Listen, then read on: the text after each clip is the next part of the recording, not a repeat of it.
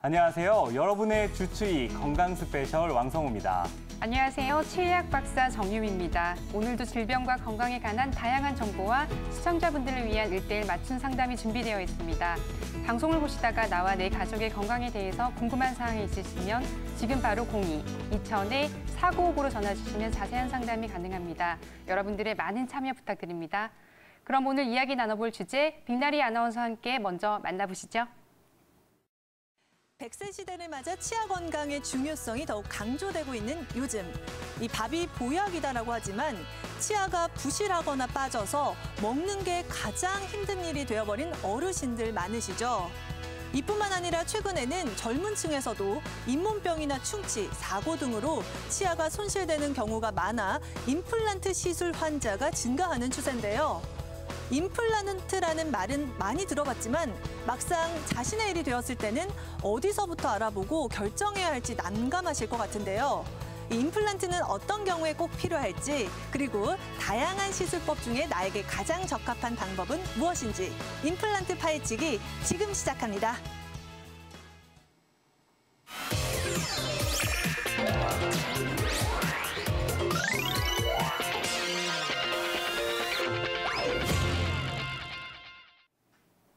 네, 오늘 건강 스페셜 주제는 바로 치아 건강인데요. 그렇죠. 임플란트를 비롯한 다양한 시술법에 대해서 이야기를 나눠보겠습니다. 오늘 도움 말씀 주실 원장님 먼저 화면으로 만나볼까요?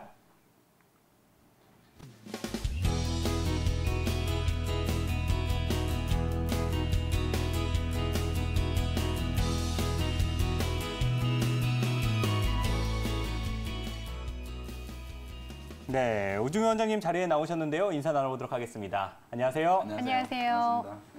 네, 치아 건강 오복 중 하나라고 하기는 하지만 현대인들 중에서 치과를 아예 가보지 않았거나 한 번만 가보신 분들은 없겠죠? 그렇죠. 아무래도 우리가 100세 시대를 앞두고 있기 때문에 이렇게 치아가 굉장히 중요하긴 한데요. 그렇죠. 이 아프다고 하면 보통 치과를 찾는 경우가 많지만 이런 관리 차원보다도 저희가 예방을 한다든지 이런 목적으로도 치과를 찾는 경우 굉장히 많긴 하거든요.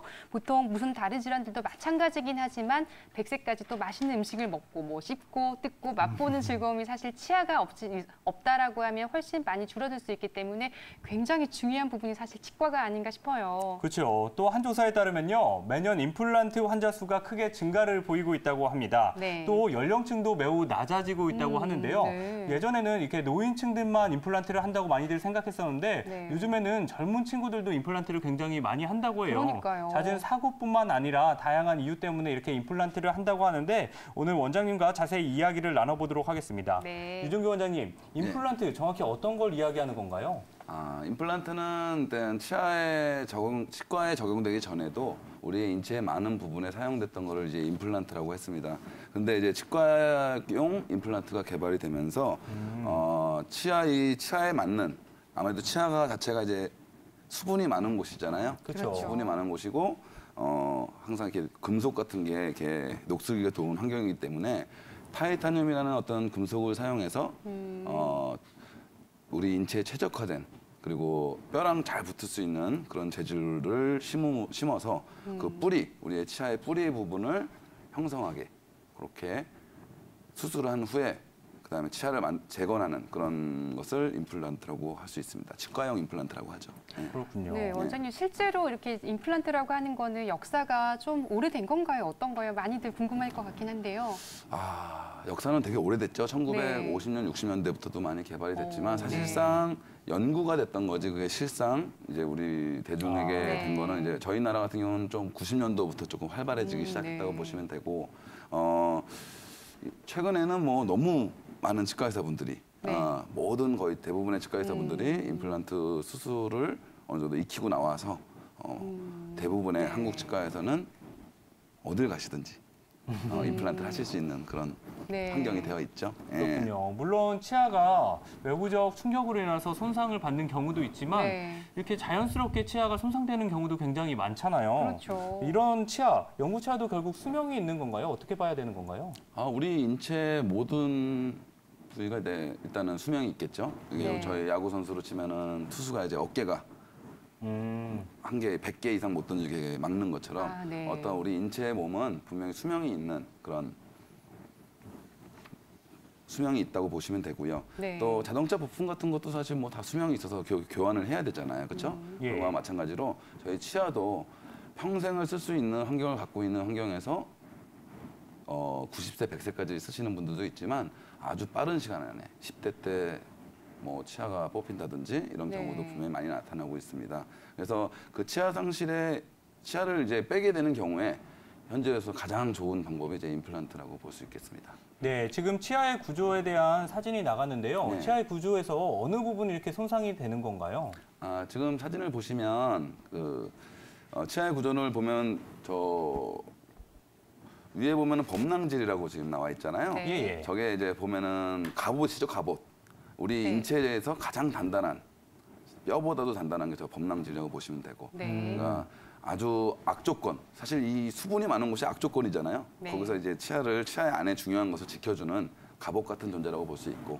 이제 그게 들어가게 되면은 거의 상아질이라고 보이죠. 예, 예. 약간 색깔도 좀 달리 표시돼 있는데 저기는 이제 약간 단단도는 떨어지지만 저기에 미세한 구멍들이 있어서 그 밑에 있는 신경 조직에서 혈류 조직에서 이제 치아에 영양을 공급하는 그 중간 단계라고 보시면 되고 네. 그 가운데 뻘겋게 보이시는 거 있죠. 예, 예. 그거에 이제 저희가 흔히 얘기하는 신경입니다. 네. 보통 저희가 치아가 깨졌을 때 시리거나 저렇게 그럴 때 저희가 노출이 돼서 저 범낭질, 갑옷이 벗겨지면서 이제 시린 느낌을 많이 가지게 되고 그러다 보면 이제 신경 치료도 들어갈 수 있고 그렇게 되는 겁니다. 또 중요한 거는 그 밑에 보면 이제 뼈에 잡혀 있잖아요. 오늘 예, 이제 예. 주제가 임플란트이기 때문에 저 뼈가 사실은 저 뼈 역할, 저 뿌리 역할을 하는 게 사실 임플란트죠. 그래서 저기 보면 좀 이따 설명을 또 한번 드리겠지만 저기는 치주 인대가 있어요.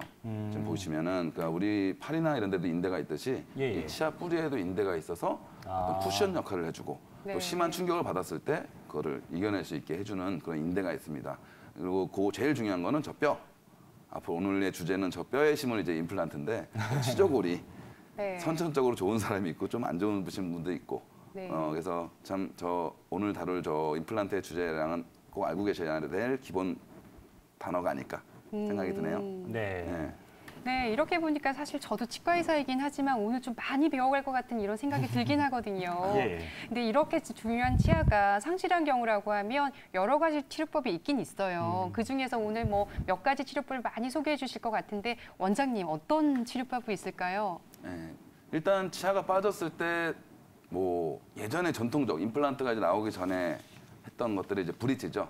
브릿지라는 네. 거는 이제 인접치 바로 옆에 치아가 뽑힌 곳에 바로 옆에 치아를 깎아서 다리같이 브릿지라고 하죠. 네, 브릿지가 다리잖아요. 네. 다리같이 연결돼서 상실된 치아를 메꾸는 것을 브릿지라고 합니다. 임플란트가 생기기 전에 모든 전 세계에서 사용됐던 방법이고 지금도 아주 많이 사용되고 있는 방법 중에 하나고요. 네. 그다음에 최근에 오늘 이슈가 되는 이제 임플란트는 그전에는 이제 치아가 빠지면은 옆에 치아를 건드렸어야지만 거기를 회복시킬 수 있었지만 이제는 옆에 치아를 건드리지 않고 그 자체만으로도 생활할 수 있게 하는 게 임플란트 식립술이라고 보시면 되고 지금 화면에 이제 임플란트의 구조가 나오죠. 예. 뭐 옆에 보면 자기 치아가 보이고 그 옆에 비슷하죠. 사실 뿌리가 다를 뿐이지 비슷합니다. 저 뿌리 부분이 이제 임플란트의 그 매개체가 되는 보통 우리가 심는다 그러죠. 그런 임플란트의 네. 뿌리 부분. 그다음에 나사로 연결을 해야 되는 그 중간 부분은 있습니다. 그 중간 부분이 있고요. 그다음에 맨 위에 이제 자기 치아 색깔로 이쁘게 만드는 크라운이라는 재질이 들어가게 되죠. 네. 네, 또 틀니가 있잖아요. 우리가 일반적으로 아는 틀니도 전체적으로 이렇게 덮는 거죠? 그렇죠. 틀니는 조금 이제 하나나 두 개 정도의 치아의 상실이 아니라 다수의 치아가 상실됐을 때 많이 사용되고요. 치아가 조금 남아있을 때 쓰는 틀니가 있고요. 치아가 완전 상실됐을 때 쓰는 전체 틀니라고 네. 크게 나눌 수가 있을 것 같습니다. 네, 임플란트와 브릿지 그리고 틀니 등에 대해서 이야기를 나눠보고 있는데요. 동영상이 준비되어 있으니까 영상을 보면서 좀 더 자세하게 이야기를 나눠볼까요? 네. 네, 그러시죠. 네, 첫 번째 영상은 임플란트에 관한 영상인데요. 어떤 내용인가요? 이제 보시면은 지금 수술하는 장면입니다. 이제 저렇게 잇몸을 좀 열어서요. 네. 저렇게 드릴을 하죠. 네. 되게 아파 보이죠? 사실상 마취해서 전혀 아프진 않습니다. 여러 가지 단계를 거쳐서 저 아까 보셨던 저 뿌리가 되는 부위를 이제 식립하게 됩니다. 네. 네, 저렇게 해가지고 임플란트를 심는 거군요. 그렇죠. 네. 네. 그럼 그 후에는 어떻게 되는 지금 건가요? 보시듯이 이제 여기다 아까 중간 매개체가 있다 그랬죠? 예, 예. 그 나사로 연결하는 매개체가 들어가고 그다음에 이렇게 인상 본을 떠서 자기 치아와 맞게 똑같이 비슷하게 생긴 저런 보철물이 크라운을 들어가게 되는 하게 크라운이 들어가게 되는 네. 거죠. 네. 이 지금 현재는 양쪽을 이렇게 갈고 있는데 이게 바로 브릿지인가요? 예, 이게 브릿지죠. 그래서 옆에 치아의 상태에 따라서 이제 브릿지를 선택하는 게 좋고 네. 뭐 임플란트를 사용하는 게 좋고를 결정되겠지만 그런 상황에 맞는 걸 정확하게 인지하고 계시다면 그래도 어쨌든 치과 의사랑 상담할 때도 좀 더 좋지 않을까. 어쨌든 만약- 저거는 데미지를 가하는 거죠. 예, 약간은. 주변에 충치가 있는 경우라고 하면 선택을 할 수가 있긴 하겠어요. 근데 그쵸. 건전한 치아라 하기에는 너무 아까울 것 같긴 한데요. 가장 중요한 말씀을 정 네. 원장님께서 해주셨는데 지금 보면은 제가 임플란트냐 브릿지냐 선택할 때 가장 중요하게 잡는 모토가 옆에 치아의 건강도라고 보시면 되겠습니다. 네. 아, 이거는 틀리 영상인 틀리네. 거죠? 예. 예. 이거 지금 보는 영상 전체적으로 고정을 하는 건가요? 이거는 그냥 저 잇몸 치아가 아예 없죠. 지금 네. 전체 틀리 화면인데 저 전체 없는 저 그냥 잇몸에다가 인상을 떠서 거기에 맞게 한 이제 제작을 하는 겁니다. 아무래도 고정해 주는 게 없기 때문에 많이 좀 흔들리기도 하고 네. 탈락도 잘 하고 예. 뭐 정말 저게 최적화 지금 저거 영상에서는 뼈가 되게 튼튼하고 좋았잖아요. 네. 근데 예. 대부분의 저 무치약 환자분들은 이렇게 평평하세요. 뼈가 없으시고. 아. 그래서 네. 거기다가 뭘 틀니를 만들어 드려도 안에서 이제 왔다 갔다 하면서 놀기 때문에 제대로 식사를 못 하시는 분들이 많습니다. 네. 네, 그래서 조금 나중에 설명드리겠지만 임플란트를 이용한 또 틀니도 조금 이따 이제 설명을 드리겠습니다. 네. 네, 실제로 이렇게 영상을 보면서 보면은 아무래도 임플란트와 브릿지, 틀니에 대해서 조금 잘 알 수 있을 것 같긴 한데요. 그렇죠. 그래도 아무래도 시청자분들이 많이 궁금해하실 부분들이 있을 것 같긴 해요. 혹시 왕 아나운서는 이거 보면서 혹시 궁금한 다른 내용들은 없었나요? 일반적인 시청자뿐만 아니라 저도 그렇고 네. 물론 비용이 가장 궁금하죠. 네. 치과하면은. 근데 네. 비용뿐만 아니라 이게 또 얼마나 사용이 가능한지 이런 수명도 궁금하고요. 네. 언제 이런 걸 해야 되는지도 궁금할 것 같아요. 그런데요. 많이 궁금해할 것 같아요. 원장님 그러면 실제로 이 임플란트나 브릿지 그리고 틀니 이 세 가지의 치료법의 차이점과 그리고 치료 기간이라든지 많이 궁금해하는 수명은 과연 얼마만큼 될까요? 제가 이제 치과에서 있으면서 가장 많이 질문을 받는 거죠. 대부분의 이제 치과의사 분들이 그런 질문을 많이 받으실 텐데 이거 얼마나 쓰나요? 이거 수명은 네. 얼마나 되죠? 참 어렵습니다. 워낙 개인적의 구강 환경도 다 틀리시고 그렇죠. 씹는 힘도 다 틀리시고 여러 가지 외부 요인이 워낙 많기 때문에 여기서는 그냥 좀 어느 정도의 일률적으로 좀 정해진 수준에서만 말씀을 드리도록 하겠습니다. 일단 임플란트는 아까도 설명드렸다시피 자기 치아를 인접치아를 건들지 않아요. 자기 혼자 아주 독립된 존재죠. 그러니까 어쨌든 기존의 멀쩡한 다른 치아들을 건들지 않고 자기 혼자만으로 그 뼈에 심어서 그 하나만 딱 완성하는 거기 때문에 가장 데미지를 주지 않으면서 치료할 수 있는 좋은 치료 방법이라 볼 수 있고요.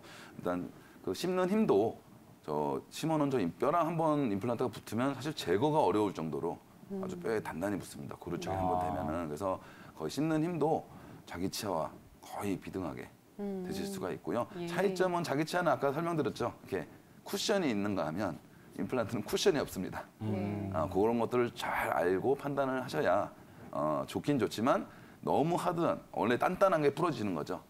뭐 유연성이 있는 그쵸. 것들은 쿠션으로 받아들이지만 단단한 게 이제 부러지는 겁니다. 그래서 임플란트의 특성을 좀 잘 알고 계시다면 환자분들도 조금 더 상식 있는 선에서 치료를 받으실 수 있지 않을까 생각이 듭니다. 네. 그리고 브릿지 한번 말씀드리면 제일 많이 들어요. 이렇게 씌우는 거는 도대체 몇 년 씁니까? 그래서 네. 보통 논문에서 보면은 하나를 씌우는 거를 보통 평균 수명을 한 10년 정도로 보고 있는 것 같고요. 브릿지 어쨌든 두 명이 3명의 일을 하는 거죠. 또는 2명이 4명의 일을 하는 겁니다. 그런 만큼 어쨌든 과도한 힘이 가해지겠죠. 네. 하나하나 일하는 것보다는 좀 더 힘들지 않을까. 그래서 그 인접치도 수명이 아무래도 정상적으로 있을 때보다는 좀 빨리 수명이 되지 않을까. 그리고 브릿지의 수명은 보통 8년 정도, 7, 8년 정도를 보통 얘기를 많이 합니다. 그렇군요. 그럼 틀니의 경우는 어떤가요? 틀니는 수명이라고 말하기까지는 좀 어렵지만 어쨌든 틀니는 자주 수리를 해야 됩니다. 네. 네, 자주. 틀니를 오래 쓰다 보면 잇몸뼈가 작아집니다. 네. 작아지다 보니까 헐거워져요. 헐거워지면 또 다시 그 안에 내부를 수리하든지 다시 본 떠서 만들어야 되든지 네. 이런 자주 교체가 필요한 것이라 좀 괴로우시죠. 아무래도 씹는 힘도 많이 떨어지고. 오히려 제 생각으로는 틀니가 가장 오래 쓸 것 같았는데 아니군요.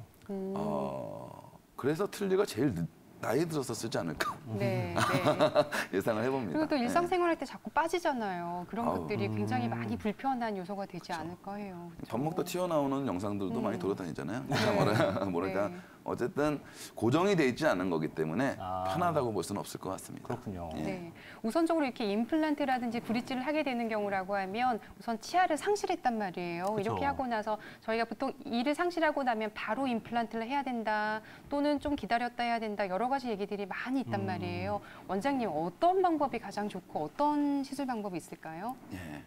일단 크게 보면은 3가지 정도로 볼 수 있을 것 같습니다. 첫 번째는 치아를 뽑는과 동시에 바로 임플란트가 들어가는 경우. 두 번째는 치아를 뽑고 바로 심기에는 이 잇몸에 벌어진 부위가 너무 커서 일단은 잇몸만 아문 상태에서 들어가는 두 번째 경우. 세 번째 경우에는 조금 이제 염증도 많고 치아 뼈에 소실이 되게 심하기 때문에 충분히 오랜 시간을 기다렸다가 식립돼야 되는 경우. 보통 이런 경우에 뼈 이식이 동반되는 경우도 많습니다. 그래서 이런 크게 3가지로 볼 수 있는데 물론 환자분 입장에서는 뽑고 바로 심으면 좋죠. 뭐 마취도 한 번에 뽑고 심고까지 끝나니까 그 다음에는 이제 본 떠서 만드는 일밖에 안 남았잖아요. 그러니까 환자분들이 제일 간편하긴 하지만 모든 경우에서 적용되는 경우는 아니라고 보면 되겠습니다. 네, 실제로 그러면 어떤 경우에 임플란트를 저희가 발치 직시를 하게 되고, 그리고 뭐 또 지연 임플란트라고 부르는 경우도 있잖아요. 예, 예. 기간별로 정확하게 구체적으로 어떻게 나눌 수가 있을까요? 일단 발치 후 즉시하는 방법, 그 다음에 지연 임플란트라는 경우는 잇몸이 생성될 때까지 기다렸다. 한 네. 6주에서 8주 정도 6주에서 보시면 8주. 되고, 6주에서 8주. 예. 딜레이드라고 하죠. 완전 이제 나중에 한참을 기다려서 뼈가 생성되게 기다렸다가 하는 후기 임플란트라고 하기도 하는데요. 그거를 이건 3개월에서 길면 6개월, 심하면 8개월까지도 기다려야 되는 경우도 많습니다. 이런 거는 잇몸 상태나 개인적인 차가 굉장히 큰가 보네요. 어마무시하게 크죠. 네. 그렇다고 하면 이제 보통은 저희가 이제 또 영상을 보는 것처럼 발치 후에 즉시 임플란트를 하게 되면 또 임플란트에서 어떤 차이점이 있고 더 많이 치유가 된다든지 이런 부분들도 있는 건가요? 그렇죠. 아무래도 치아를 뽑게 되면 네. 쉽게 말씀드리면 이제 피가 나오죠. 보통 근데 뼈를 만드는 거는 그 피입니다. 네. 그래서 치아를 뽑고 바로 했을 때 상당히 피가 많은 상태에서 수술이 들어가게 됩니다. 그리고 그 피가 결국은 나머지 그 뽑은 부위를 채우는 게 그 피의 역할이기 때문에. 그러니까 보통 뼈가 어떻게 생길까 되게 궁금해하시는 분들 많은데 그 처음은 그 피가 굳으면서 생긴 혈병에서부터 시작해서 점차 고라 뼈가 진행되는 몇 개월이 지나서 이제 뼈가 만들어지게 되죠. 그래서 발치 후 즉시 임플란트는 나중에 하시는 것보다도 오히려 그 뼈의 뼈를 만드는 입장에서 훨씬 더 유리한 상황이다. 그렇게 생각하시면 좀 편할 것 같고요. 그렇다고 해서 엄청나게 염증이 많고 뼈가 없는데 저렇게 이제 무리해서 심었다가는 오히려 그 성공률이 많이 네. 떨어지게 됩니다. 그래서 그런 것들은 조금 조심하셔야 되지 않을까. 주로 네. 그렇다고 하면 앞니 쪽에서 발치 직시 임플란트를 하는 경우가 조금 더 많지 않나요? 그렇겠죠. 아무래도 네. 뿌리가 하나짜리가 예. 뿌리 하나짜리가 보통 5개잖아요. 예. 한쪽 면을 볼 때 위에 10개, 아래 10개. 그리고 뿌리가 여러 개짜리인 대구치가 어금니가 이제 2개씩 총 사랑니 빼고 총 위아래 한쪽만 2개가 있는데 뿌리가 하나인 경우가 상식적으로 생각해도 뽑고 바로 심기가 훨씬 더 용이하겠죠. 뿌리가 네. 6개인 거는 그걸 뺐을 때 그만큼 뼈가 많이 없을 거 아닙니까? 그래서 아무래도 조금 수술적으로나 좀 영향이 있습니다. 쉽지 그렇군요. 않은 수술이라고 보시면 돼요. 네. 발치 후 즉시 임플란트와 관련된 저희가 사진을 준비했는데요. 원장님 예. 사진을 보면서 좀 자세히 이야기를 예. 해볼까요? 더 이해가 빠르시겠네. 예, 예. 네. 예, 예. 지금 나가는 사진은 어떤 사진인가요? 지금 보시면은 2군데가 지금 상실이 될 거라고 예상을 해보실 수 있죠. 예. 쉽게 보실 수 있는데 일단 오른쪽 위에 하나 있고요. 왼쪽 아래 치아가 지금 뿌리만 남아있는 상태라서 이제 발치를 해야 되는 상황입니다. 그래서 아래 좀 비교하기 편하시게 제가 일부러 이 사진을 준비했었는데 왼쪽 아래 같은 경우에는 뼈가 아래쪽에서 충분히 많아요. 네. 그리고 가장 저희 치과 의사들이 두려워하기도 하고 또 이렇게 환자분들한테도 데미지를 줄 수 있는 저 신경이 네. 어디에 위치해 있느냐가 되게 중요한데 저 하방에 위치하고 있습니다. 이분은 해부학적으로 되게 이제 네. 임플란트를 위해서는 좀 타고나신 분이고 그러다 보니까 이런 여러 가지 조건이 이분은 발치 후 즉시 하게 좋겠다 판단이 돼서 왼쪽 아래의 경우에는 이제 치아를 뽑고 바로 수술을 하게 된 케이스라고 보시면 되고 반대로 좀 비교되죠. 오른쪽 위에를 보시면 똑같이 뿌리만 남았지만 네. 염증이 좀 뿌리 쪽에 많아요. 네. 염증이 많고 그 위에 보면 상악동이라고 이제 네. 그 빈 공간이 있습니다. 예, 이 콧구멍이랑 연결된 그 빈 공간이 있는데 거기가 가깝습니다. 그러면 아무래도 저 치아를 뽑았을 때 남아있는 뼈가 얼마 없기 때문에 바로 심기에는 조금 이만 무리가 뺐네요. 있지 않을까 해서 저거는 이제 아까 설명드렸던 3개월에서 6개월을 기다리셨다 들어가는 좀 후기 임플란트 식립 방식으로 가셔야 되지 않을까. 이렇게 편하게 생각하시면 될 것 같습니다. 그렇군요. 네, 아무래도 이 원장님께서 경험이 많기 때문에 이 사진을 보면 설명하니까 저희도 이해가 쏙쏙 잘 되는 것 같아요. 근데 원장님, 반대로 발치 즉시 임플란트가 무조건 다 되는 건 아니잖아요. 안 되는 경우는 어떤 경우가 있을지도 설명해 주실까요? 네. 발치 즉시 임플란트를 치과의사들은 하고 싶어하고 환자분들도 원합니다. 네. 그렇죠. 아무래도 뭐 짧게 끝나기도 하고 네. 환자분의 입장에서 마취 또 하기 싫어요 뭐 이런 공포심도 되게 심하잖아요. 그래서 한 번에 딱 끝나면 너무 좋아요 이렇게 할 수 있는데 저희들도 하고 싶겠죠. 치과의사들도 하고 싶겠지만 네. 그래도 할 수 없는 상황을 간단하게 설명을 좀 드리면 일단은 임플란트에서 가장 중요한 거는 고정입니다. 임플란트 심었을 때 흔들리지 않아야 돼요. 그래서 보통 못을 박을 때 저희가 이렇게 못을 박잖아요. 근데 네. 벽이 얇아서 못을 박을 때 조금밖에 없는 경우는 못을 이렇게 잡으면 어떻게 돼요? 흔들리죠.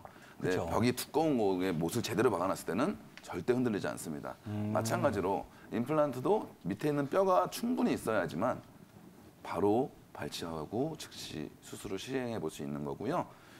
밑에 뼈가 없는데 그렇게 시행할 수는 없다. 고정이 잡히지 않으면 상당히 좀 위험하지 않나.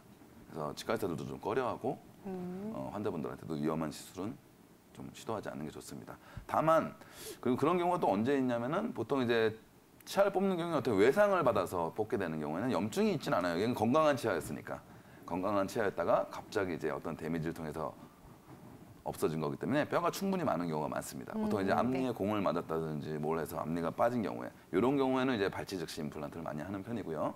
이제 어금니에 오래오래 쓰시다가 잇몸 질환도 심하고 뿌리에 염증도 많으시고 이러신 분들이 임플란트 하실 때는 즉시 식립이 조금 어렵습니다. 그래서 그런 경우에 염증이 많은 경우에는 좀 피해야 되지 않나 생각이 들고요. 아무래도 염증 안에는 세균이 많잖아요. 그러니까 그런 것들이 위험 요소가 될 수 있다고 생각하고 또 저희가 아까 보셨지만 아래 신경관 그리고 위에는 이 상악동 빈 네. 공간 이제 치과의사들도 무서워하는 두 가지인데요.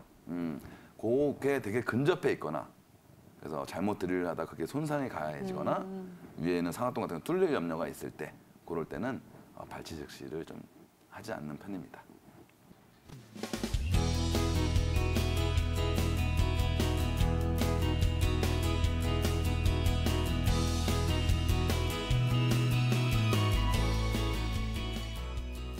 유종균 원장님과 함께하고 있는 여러분의 주치 건강 스페셜 함께하고 계시는데요. 치아 건강에 대해서 이야기를 나눠보고 있습니다. 임플란트와 다양한 시술법에 대해서 이야기를 나눠보고 있는데요. 방송을 보시다가 이와 관련해서 궁금한 점 있으신 분들 상담 언제든지 도와드릴 테니까요. 02-2000-4959로 연락 주시고요. 저희는 잠시 후에 광고를 본 후에 다양한 상담과 임플란트에 대해서 이야기 나눠볼 테니까요. 채널 고정해 주시기 바랍니다. 네, 여러분의 주치 건강 스페셜과 함께하고 있습니다. 예, 오늘의 주제는 바로 임플란트에 대한 이야기를 나누고 있는데요. 유종균 원장님과 함께 상담 가능하니까요. 언제든지 02-2000-4959로 전화 주시면 자세한 상담이 가능합니다. 여러분들의 많은 참여 부탁드리겠습니다.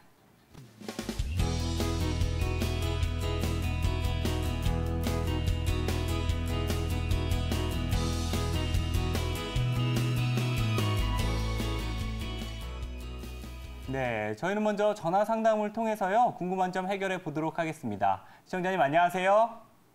네, 안녕하세요. 네네. 어머님, 네네. 어떠한 증상 때문에 고민이 있으세요? 아, 네, 제가요. 예예. 어금니 쪽에 발치를 했거든요. 안 네. 좋아서. 네네. 네, 그런데 이걸 임플란트를 해야 되는지 예예. 아니면 또 저거를 받아야 되는지 그걸 몰라갖고 그거 한번 원장님한테 물어보고 싶은데요. 네네, 어떤 네. 시술을 받을지 고민이 되시는 거군요. 네네. 네네. 그러니까 임플란트를 해야 되는지 예. 아니면은 또 그 다시 이렇게 하는 거 있죠. 씌우는 거 있잖아요. 네네. 네. 어머님 지금 연세는 그거를 어떻게 해야 되세요?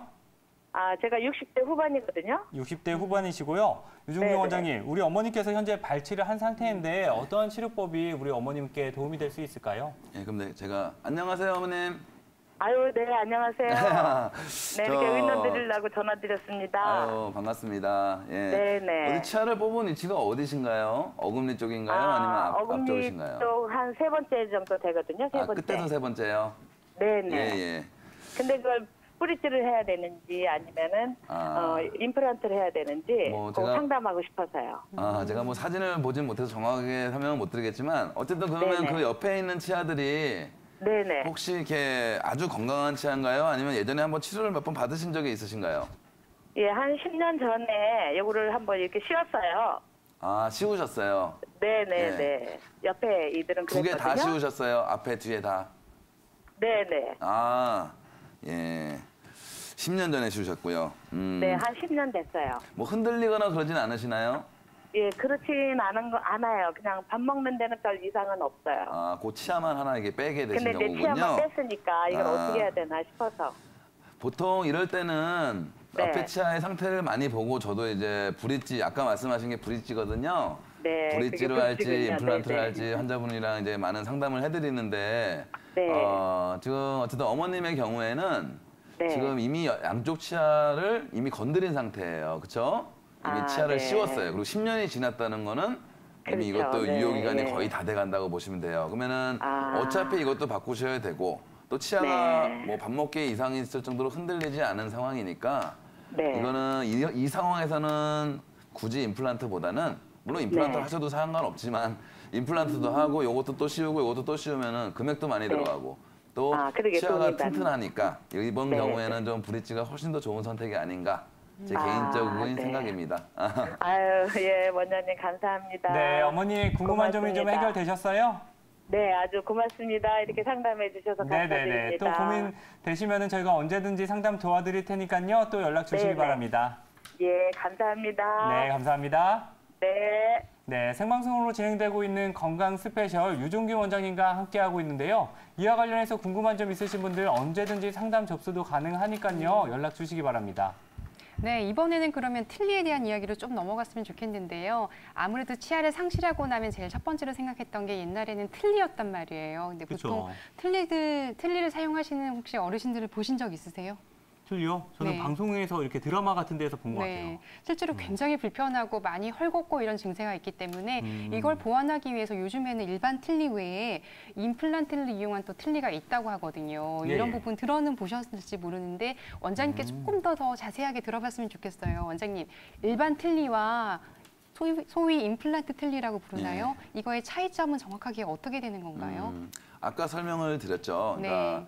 보통 치아가 없으신 분들의 뼈가 정상적이신 상태가 있으신 분들은 10분 중에 한 두세 분 정도밖에 안 되는 것 같습니다. 보통은 뼈가 많이 꺼지셔서 그래서 틀니에 많은 불편함을 느끼시고 식사를 잘 못하시고 그렇게 힘드신 경우가 좀 많은데 이럴 때 예전에는 임플란트가 나오기 전에는 그래도 그냥 우물우물하면서 이제 아주 연한 것만 드셨겠지만 이제 임플란트가 나온 이후에는 전체적으로 임플란트 많이 심지 않고도 그 틀니에 연결하는 임플란트를 2개에서 4개 정도의 임플란트를 심어서 하는 임플란트 틀니가 있습니다. 그래서 고정력이 어쨌든 거기 접착이 되어 있는 상태이기 때문에 큰 힘을 지금 화면에서 보이죠? 저 일반 네. 틀니는 그냥 저 잇몸 위에 그냥 얹어 있는 상태죠. 그러니까 뭐 사실 바닥에 이렇게 놓은 거랑 거의 큰 차이는 없다 보시면 되는데 많이 저 불편하겠어요. 임플란트 틀니는 이게 뭔가 나사가 아니라 저 임플란트가 있기 때문에 저 위에 이렇게 결합되는 체가 있어요. 그래서 딸깍하면서 들어가면서 이 틀니를 고정시켜 줍니다. 아무래도 좌우로 흔들리거나 그런 게 훨씬 더 덜하고 쉽게 빠지지도 않기 때문에 분명히 그냥 일반 틀니에 비해서는 훨씬 더 편하게 드실 수가 있습니다. 네, 네. 이와 관련된 동영상도 있다고 하는데요. 동영상도 한번 살펴보면서 얘기할까요? 예, 그러시죠. 네. 예. 이거는 어떤 동영상인가요? 자, 네, 임플란트 틀니에 대한 동영상입니다. 지금 임플란트를 식립을 했습니다. 네. 4개를 식립했죠.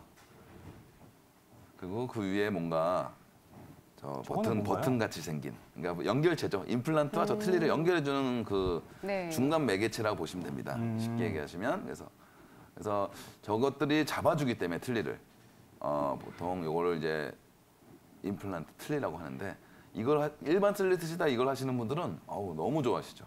네. 그래서 아래는 최소한 2개, 위에는 최소한 4개를 심는 게 원칙입니다. 네.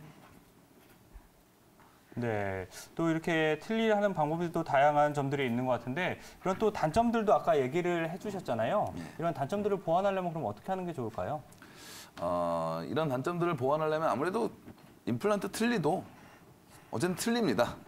뺐다 네. 꼈다 해야 되고 청소해야 되고 뭐 이런 거는 다 똑같기 때문에 가장 확실한 것은 가능만 하다면 고정체로 가시는 게 가장 좋은 솔루션이 아닐까 생각이 드는데요. 네. 그럼 예를 들어서 뭐 전체적으로 무치약인 상태에서도 임플란트만으로도 다 교합을 형성할 수 있는 그런 부분이 되는 건가요? 아유, 그럼요. 그게 네. 사실 제일 완벽하다고 보시면 되죠. 그렇죠. 아무래도 예. 그게 훨씬 편할 것 같긴 한데요. 자기 차 같을 거 아니에요. 뺐다 꼈다 네. 하지도 않고. 예. 어떤 차이점이 있는 건가요, 구체적으로? 지금 어쨌든 아까 임플란트 틀니는 네. 가장 최소의 임플란트. 예를 들어서 이제 아주 어르신들 같은 경우에 이 어금니 쪽에 뼈가 너무 없으면 임플란트 네. 식립하기가 상당히 곤란합니다. 네. 그래서 그런 경우에는 최소의 임플란트를 식립해서 틀니에 어쨌든 잡아주는 역할만 하는 거고요. 고정체는 충분한 수량의 예를 들어서 네. 아래 같은 경우는 최소 6개, 위에는 네. 최소 8개 이상을 심어서 자기차 같이 뺐다 꼈다 하는 게 아닌 완전히 자기차, 예전의 자기차 같은 그 형태를 다 만든다고 보시면 되겠습니다. 그러면 이 임플란트 형식을 뭐 가철성 보철과 고정성 보철로 이렇게 또 나눌 수도 있나 봐요. 네. 어떤 식으로 또 할 수 있는 건가요? 가철성, 고정성 참 어려운 네. 말이죠. 저 학교 다닐 때 참 힘들었던 것 같은데 네. 가철성이라는 게 이제 뺐다 꼈다 하는 거죠. 그냥 탈착이 가능한 걸 이제 가철성이라 하고요. 고정성은 그냥 말 그대로 우리가 크라운 씌우잖아요. 보통 네. 씌우는 것 같이 한번 붙여버리면 이제 끝나는 그런 예. 거를 고정성 임플란트라고 합니다. 예. 네. 근데 이런 걸 사진이 준비되어 있다고 하는데요. 사진을 보면서 어떤 게 가철성인지 또 어떤 게 고정성인지 좀 얘기를 하면 좋을 것 같아요. 네. 네, 그러면 첫 번째 사진은 어떠한 임플란트인가요? 첫 번째 이제 사진을 보시면 치아가 몇 개 없죠? 예. 지금 보시면 뭐 위에는 거의 다 거의 하나도 빠졌네요. 없고요. 그러네요. 아래 같은 경우에는 치아가 4개 남아 있는데 2개는 또 빼야 되는 상황입니다. 네. 그래서 이런 경우에 어쨌든 자기 치아가 일단 2개는 쓸 수 있다고 판단이 되고요. 그래서 그 옆에 요 자기 치아와 또 임플란트 2개를 이용해서 아래를 만든 거. 이게 이제 틀니 임플란트라고 하는 아까. 예. 그리고 위에는 4개의 임플란트를 심어서 또 틀니를 연결해서 그다음 흔들리는 효과를 최소화하면서 만들어 드린 케이스라고 보시면 되고요. 네. 네, 다음 사진도 보면서 이야기를 해볼까요? 비교가 되겠죠. 자, 이분은 어쨌든 위에를 다 발치를 하셔야 되는 상황이었죠. 네. 상황이고 아래도 약간 부분 틀니를 쓰고 계셨던 네. 분입니다. 근데 위에는 어쨌든 9개의 임플란트, 아까 7개, 위에 상악은 7개에서 11개까지도 보통 심는다고 말씀드렸는데 그거는 네. 이제 환자분의 뼈의 상태랑 뼈의 건전도에 따라서 개수가 보통 결정이 됩니다. 그래서 지금 보시면 위에는 9개 심어서 예. 전체를 고정체로 만들어 드렸고요. 네. 아래 그 부분 틀니 부위는 2개의 임플란트를 해서 고정체로 만든 케이스입니다. 이분은 그냥 탈착이 필요 없는 거죠. 네. 저 상태로 그냥 관리만 잘 하시면서 가시면. 뭐 이런 경우에는 거의 자연 치아처럼 브릿지를 했다라고 생각하면 될 정도로 굉장히 강한 교합력도 형성될 수 있겠어요. 그렇죠. 또 많이 편하실 것 같기도 하고요. 갑자기 이제 제일 좋아하시는 게 이제 보통 이런 분들이 보통 못 드시는 게 틀니를 못 먹는 게 이제 고기 맛있잖아요. 고기. 네. 이제 고기를 먹고 오셔서 되게 좋아하십니다. 네. 고기를 제대로 찢을 수 있었다. 네. 뭐 이런 느낌으로 행복해 하시죠. 예. 네, 근데 그렇네요. 뭐 7개, 11개 이렇게 하니까 저는 엄두부터가 안 나는데 아무래도 그렇게 했을 경우에는 많은 행복감이 오기 때문에 치료를 받으시는 거겠죠? 그렇죠. 네. 그걸 다 이겨내시는 분들. 예전같이 이게 좀 예전에가 치과가 되게 무서운 곳이었잖아요. 근데 이제 요즘은 마취 기술이 많이 발달을 해서 사실은 이렇게 통증이 있게 치료하지는 않습니다. 물론 네. 수술 후에 좀 어느 정도의 뭐 아픈 거는 어쩔 수가 없지만 그 수술하는 동안에는 아주 편안하게 요즘 안 아프게 치료하는 기술이 많이 발달했기 때문에 너무 거기 임플란트에 대한 공포를 가지실 필요는 없지 않을까 생각됩니다. 그렇군요.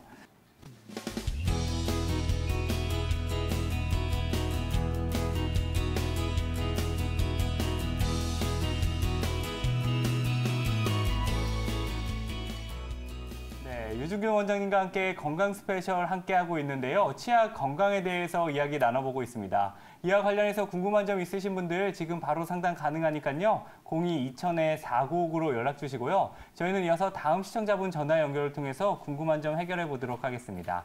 시청자님 안녕하세요. 여보세요. 네, 아버님 안녕하세요. 아, 예, 안녕하십니까. 네네, 어떠한 증상 때문에 고민이 있으세요? 아, 제가 한 몇 년 전에 운전하다가 이를 좀 다쳐가지고 임플란트를 한 적이 있어요. 네네. 여보세요? 네, 말씀하세요. 근데 요즘 자꾸 임플란트 주변에서 냄새도 나고 막 피도 나고 그래가지고 치과를 갔더니 네네. 뭐 임플란트염인가 뭐 임플란트 주위염이라면서 뭐 약만 먹으면 된다 그러고 약을 받아 먹으라 그러더라고요. 그럼 현재 약을 복용하고 계신 거예요? 네, 약을 먹고 있어요. 네. 근데 잘 안 나으신 건가요?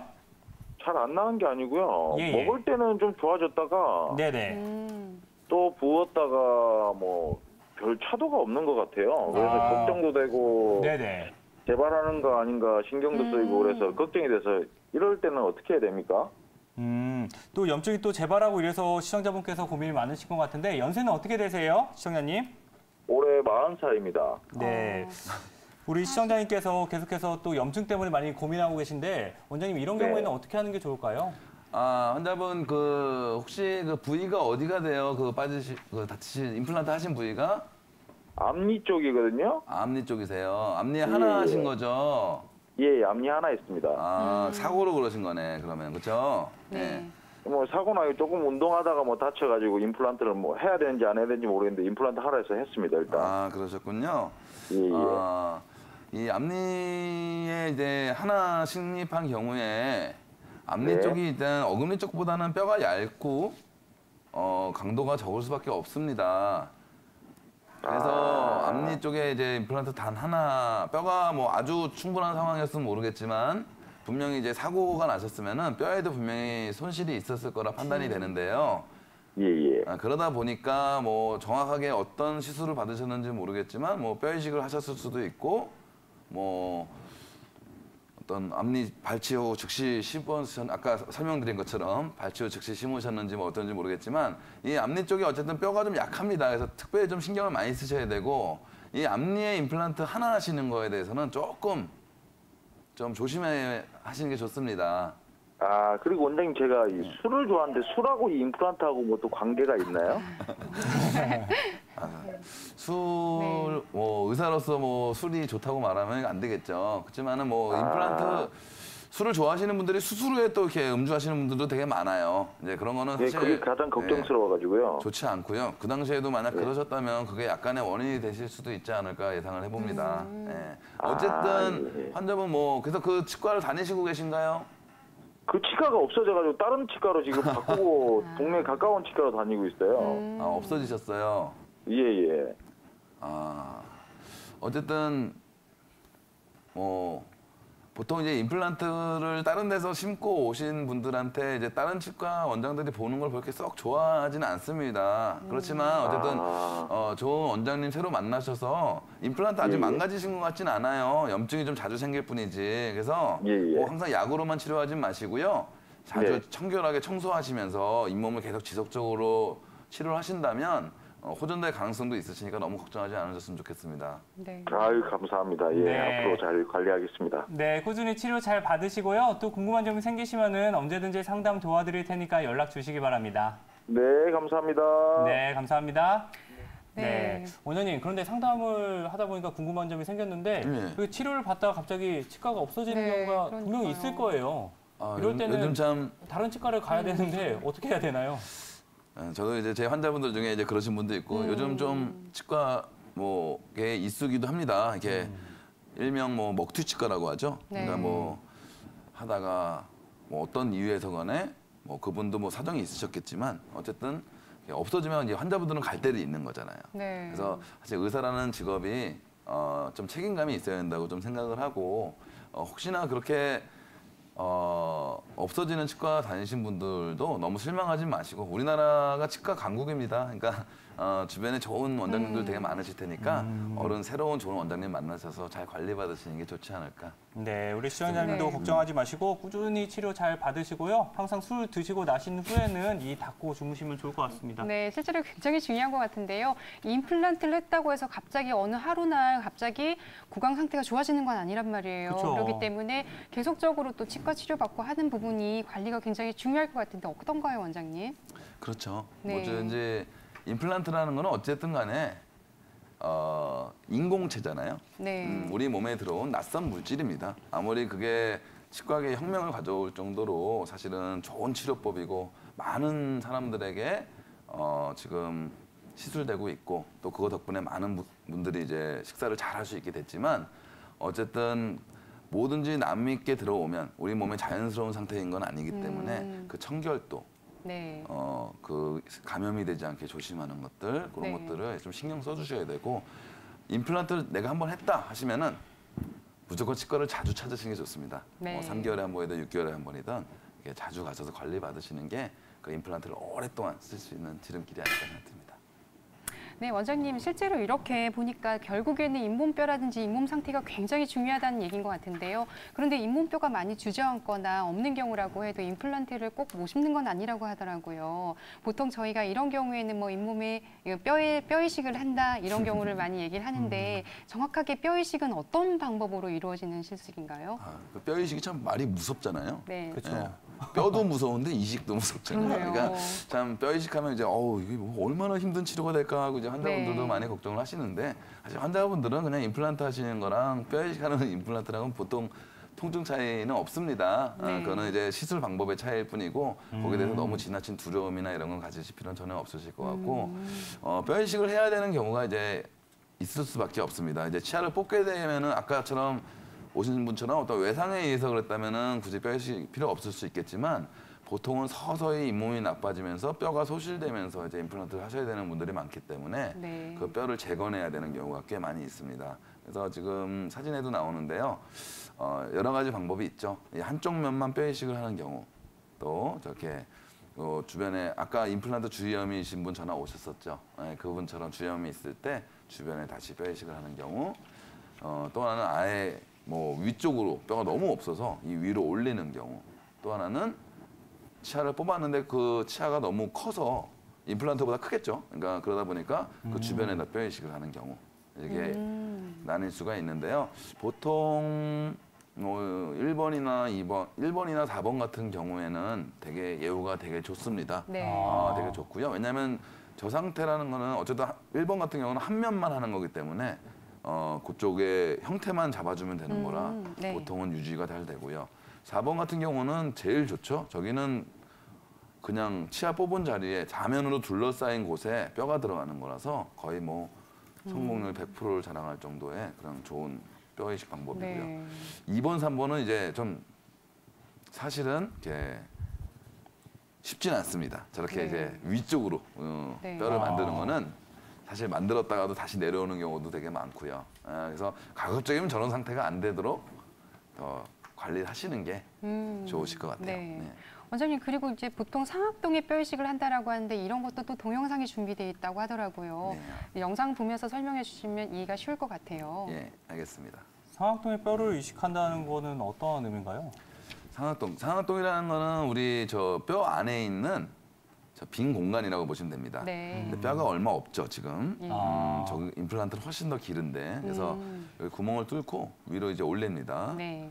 그래서 거기다 뼈를 넣습니다. 저렇게 뼈를 쭉 해서 저기 막이 있어요. 보면은 저 안쪽에 이렇게 막이 있습니다. 그 막을 들어 올리는 겁니다. 그래서 뼈가 들어가게 되고 그러고 그 위에다가 임플란트를 심게 되는 거고요. 저렇게 아래에서 하는 방법이 있고요. 이 영상에는 없지만 조금 워낙 진짜 뼈가 없으신 분들은 이쪽에 옆쪽을 따서 크게 구멍을 네. 뚫어서 뼈 이식을 하셔야 되는 분들도 꽤 많습니다. 네. 이런 과정을 통해 가지고 아무래도 임플란트가 조금 더 튼튼하게 식립될 수 있는 이 뼈 이식이 다 이루어지는 건데요. 보통 분명히 이런 임플란트 시술을 받아야 되는 시기인데도 불구하고 차일피일 미루다가 오히려 문제가 생기는 이런 경우도 있더라고요. 만약에 이렇게 방치하게 되면 어떤 문제로 확산이 될 수 있을까요? 일단 우리 몸은 대칭입니다. 그래서 치아뿐만 아니라 눈부터 시작해서 이 다리까지가 다 대칭이죠. 대칭이 무너지는 순간 좋은 쪽으로 가는 방향은 전혀 없다고 보시면 됩니다. 치아도 어쨌든 양쪽에 균형되게 쉽게 만들어져 있고요. 같은 개수로 정확하게 양쪽으로 쉽게 구조가 되어 있습니다. 근데 치아가 상실되는 것을 오래 방치하게 되면 그 상실된 쪽으로 치아들이 이동을 하게 됩니다. 그러면서 아무래도 상실되면 누구나 알겠지만 그쪽으로 씹고 싶지 않겠죠. 그렇죠. 다 있는 쪽으로 씹고 싶겠죠. 그럼 이제 한쪽만을 쓰게 되겠죠. 이쪽 한쪽만을 쓰게 되면 일단은 여기서부터 모든 근육, 얼굴 근육이면서 이 씹는 근육까지 근육이며 어떤 잇몸이며 또 치아며 한쪽만 쓰게 되기 때문에 이 대칭이 이제 무너지기 시작합니다. 그래서 한쪽 많이 쓰는 쪽도 망가지기 쉽고요. 또 우리 몸은 또 기능을 안 해도 망가집니다. 그래서 안 쓰는 쪽도 서서히 무너지게 되어 있고 제일 큰 문제는 그게 무너지면서부터 서서히 도미노식으로 무너지게 되기 때문에 뭐든지 빠른 조기 예방이 최고죠. 하나가 만약에 상실되게 되더라도 임플란트 너무 무서워하지 마시고 빨리 가셔서 그 빈 공간을 채우는 것이 환자분의 큰 점점 그 미루다가 점점 나중에 되면은 점점 더 개수만 많아집니다. 그래서 힘들어지게 되니까 뭐든지 조기에 가서 치료받으시는 게 가장 좋은 선택이라고 보시면 될 것 같습니다. 네, 오늘 우종균 원장님을 모시고 치아 건강에 대해서 자세히 이야기 나눠봤는데요. 언제든지 궁금한 점 있으신 분들은 02-2000-4959로 연락 주시기 바랍니다. 네, 저희는 마칠 시간입니다. 시청해주신 여러분 고맙습니다.